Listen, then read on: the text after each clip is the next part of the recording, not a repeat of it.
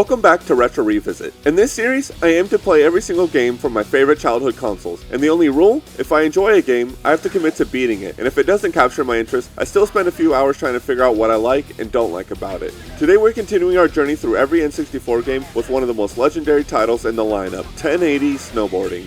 Developed and published by Nintendo, 1080 Snowboarding is an iconic snowboarding game released for the Nintendo 64 in 1998. As a pioneer in the snowboarding genre, it offers an exhilarating blend of speed, tricks, and challenging courses. The game delivers a thrilling experience that has remained memorable for many gamers, including myself. It was one of the first games I ever played as a kid, igniting my love for extreme sport games.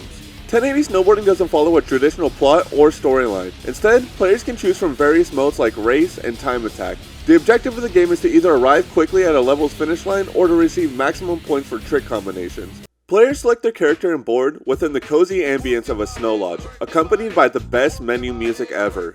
The game features a small roster of distinctive characters, each with unique strengths and weaknesses. In the primary mode, Race Attack, players race against AI opponents across courses of varying difficulties, with progressively longer circuits. Regardless of the difficulty level, players are only given 3 chances to win all of the races. If you lose a race or take too much damage, you lose a token and must restart the current race. Lose all 3 tokens and it's game over. If you're ever losing a race and want a fresh restart, be cautious in the menu and don't confuse retire with restart. I made this mistake on my final race of a circuit, thinking restart would reset the current race, only to find that it restarted my entire run. Another key mode to explore is Trick Attack, where players can go to showcase their best tricks and combos, adding an extra layer of excitement to the game.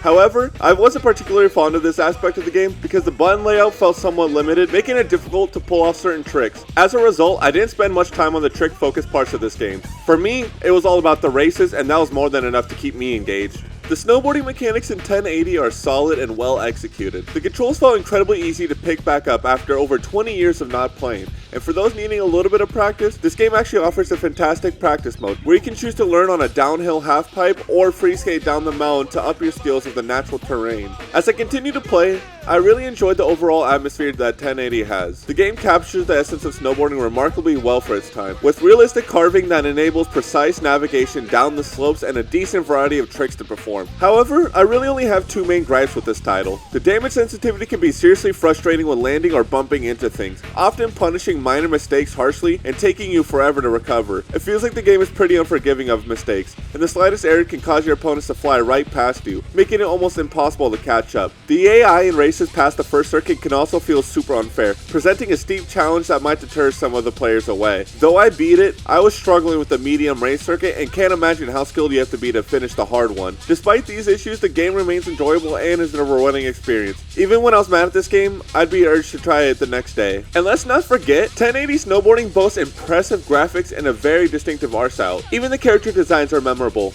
and the environments are beautifully rendered, capturing the essence of snowy mountains and resorts. The animation is smooth, contributing to the game's immersive experience. The N64's hardware limitations may be apparent here and there, but the game's visual appeal still holds up remarkably well. From the ones I got to play, the level design is varied and creative. Each course presents unique challenges from sharp turns to treacherous jumps. The balance between exploration and linear progression is well maintained, offering players the freedom to find the best routes while keeping the races competitive. The level design overall provides a satisfying and engaging experience, and what's even better is the sound design. The game's soundtrack is energetic and perfectly complements the fast-paced gameplay. The sound effects from the swish of the snowboard to the crunch of the snow add the authenticity of the experience. Memorable tracks and quality audio production enhance the game's atmosphere, making each run down the slopes an auditory delight. The replay value this game offers is considerably high. With its multiple modes and varied courses, the Trick Attack mode and time trial challenges provide additional content for players to master. And if you're looking to play with friends, 1080 really shines in its multiplayer mode, offering split-screen races that are both competitive and fun.